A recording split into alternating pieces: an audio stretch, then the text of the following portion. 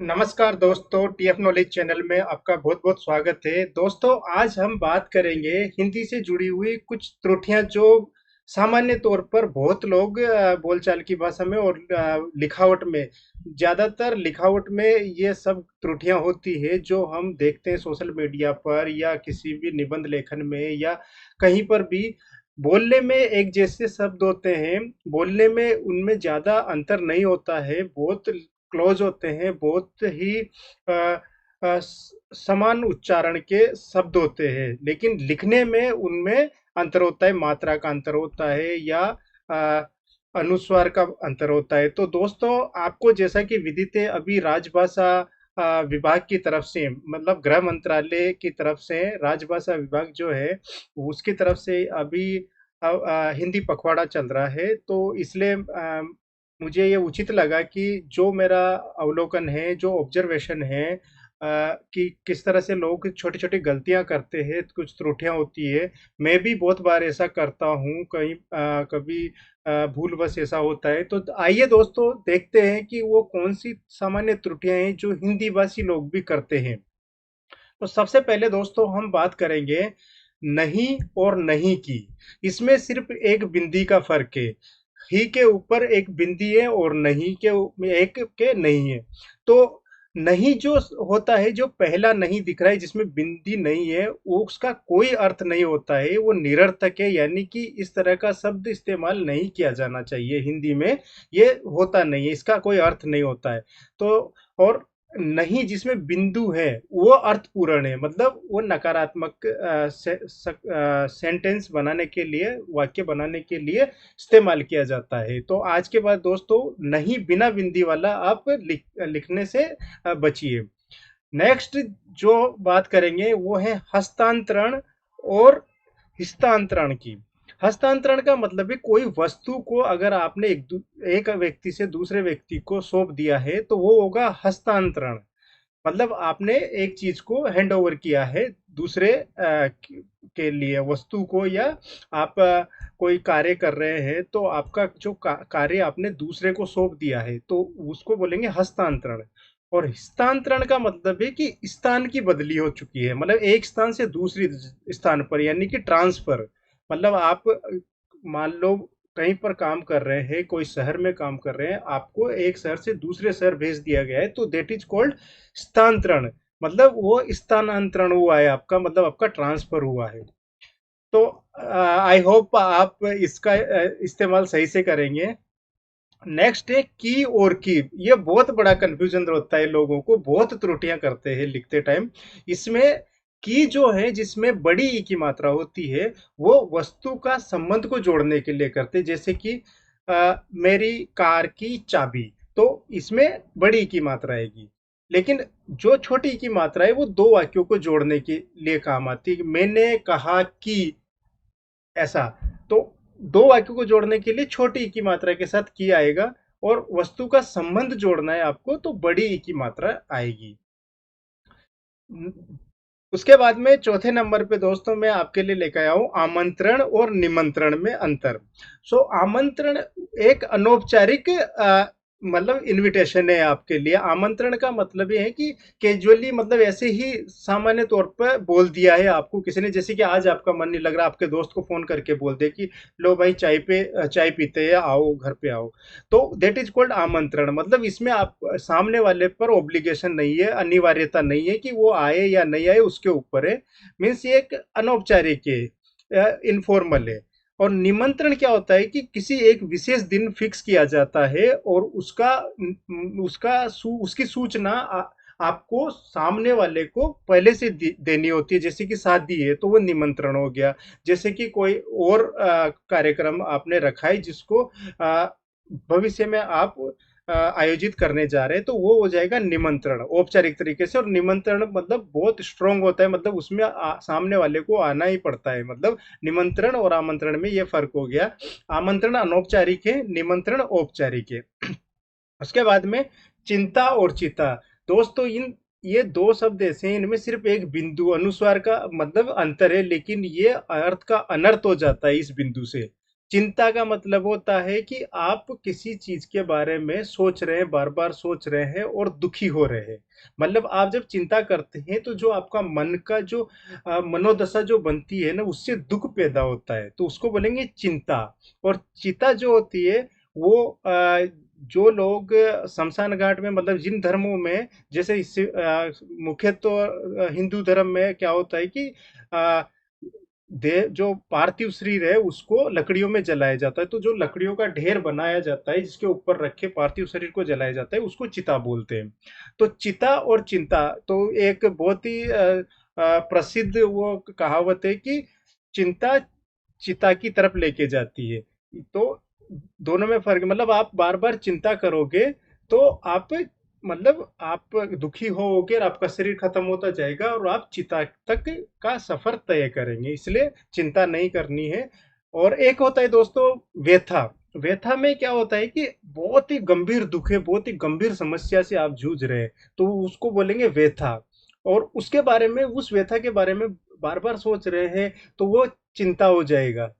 और उस चिंता से जो आपकी मनोदशा बनेगी उसको दुख बोलेंगे। ठीक है। नेक्स्ट जो आता है वो है आदि और आदि और इत्यादि। आदि बड़ी की मात्रा आएगी दोस्तों तो आदत बन जाएगा, जैसे कि वो शराब का आदी है, या वो सुबह 5 बजे उठने का आदी है तो वो आदत हो गई।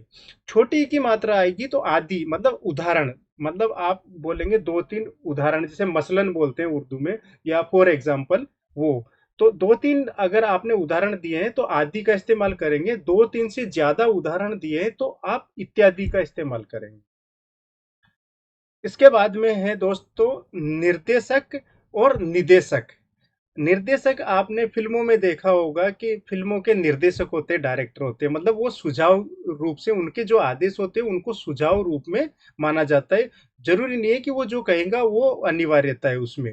लेकिन जो निदेशक होते हैं दोस्तों, वो आदेश उनके जो होते हैं वो मानने पड़ते हैं। जैसे कि ऑफिस में जो होते हैं डायरेक्टर्स, उनको निदेशक बोलते हैं। और तो दोनों में फर्क है, मीन्स आधे रह का ही फर्क है, लेकिन बहुत अर्थ का अनर्थ ही है। निर्देशक मतलब हो गया कि वो आपको आदेश देंगे, लेकिन वो सुझाव रूप में देंगे, आपकी बेहतरी के लिए देंगे।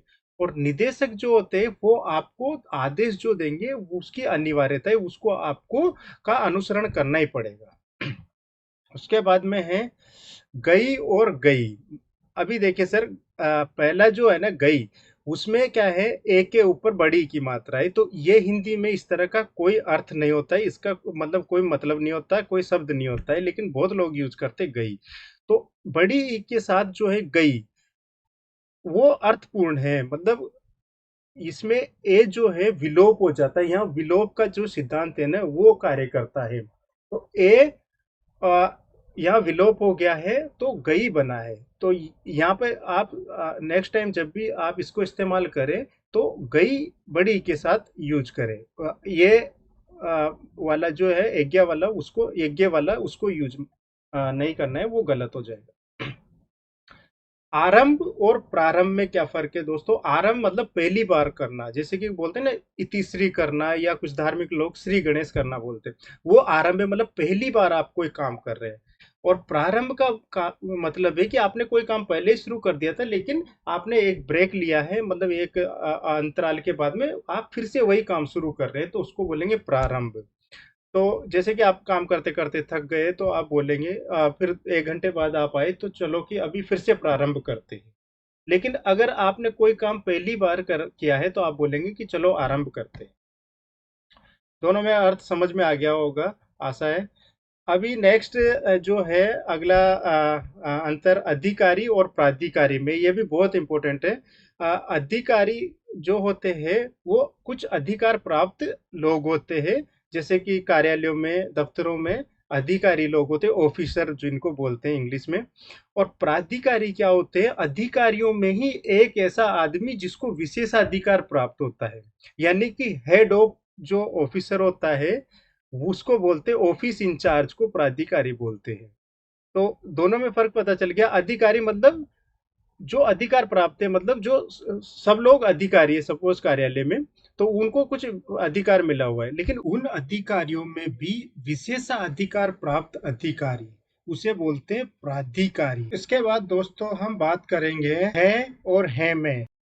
है बिना अनुस्वार के एक वचन होता है दोस्तों, जैसे कि एक लड़का है, और जब बिंदु आ जाता है, ऊपर अनुस्वार आ जाता है, तो है बनता है, वो बहुवचन के लिए इस्तेमाल किया जाता है, जैसे कि बहुत सारे बच्चे खेल रहे हैं। उसके बाद में है ही और ही बड़ी की मात्रा के साथ आएगा तो किसी चीज पर जोर डालने के लिए बोला जाएगा, जैसे कि मैं भी चलूंगा। और छोटी की मात्रा के साथ ह के छोटी की मात्रा लगाएंगे तो ही बनेगा। ये स्वतंत्र रूप से इस्तेमाल नहीं होता है दोस्तों, ये किसी शब्द, इसके शब्द के साथ आएगा, मतलब इसके साथ कुछ और भी आएगा, जैसे कि हिसाब, ऐसा। तो कोई शब्द बनेगा छोटी इससे मात्रा ह के साथ आएगा तो, और बड़ी की मात्रा स्वतंत्र रूप से इस्तेमाल कर सकते हैं ही, मतलब जोर डालने के लिए। मैं मैं ही वो व्यक्ति हूँ, या मैं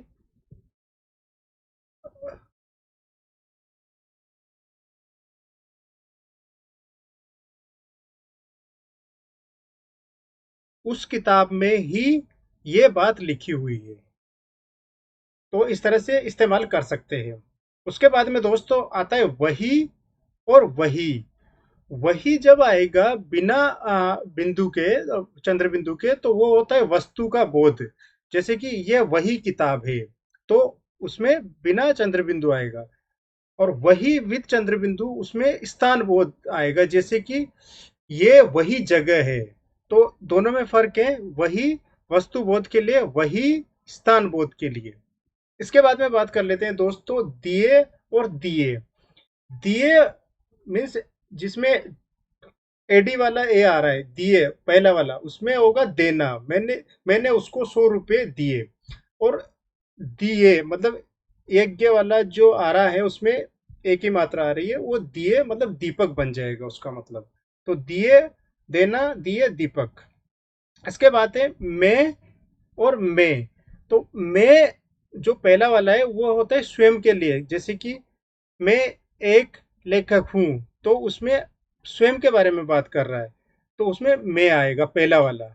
और मैं का मतलब है किसी चीज के अंदर, जैसे कि विद्यालय में 3 कक्षाएं हैं, विद्यालय में पेड़ लगे हुए हैं, तो वहां पे दूसरा वाला जो मैं है वो आएगा। तो मैं और मैं में भी बहुत गलती होती है, त्रुटियां होती है, उसका भी ध्यान रखना चाहिए। आशा है आपको ये वीडियो पसंद आया होगा और आप इससे कुछ ना कुछ नया सीखे होंगे। अगर आप इस वीडियो से कुछ ना कुछ नया सीखे हैं तो दोस्तों इसको अपने दोस्तों के साथ साझा कीजिए। वीडियो को साझा ना करें, लेकिन इन बातों को जरूर साझा करें, जिससे कि जागरूकता आ सके, लोग लिखावट में कम से कम गलतियां कर सके, कम से कम त्रुटियां कर सके। वीडियो से जुड़े रहने के लिए बहुत बहुत धन्यवाद।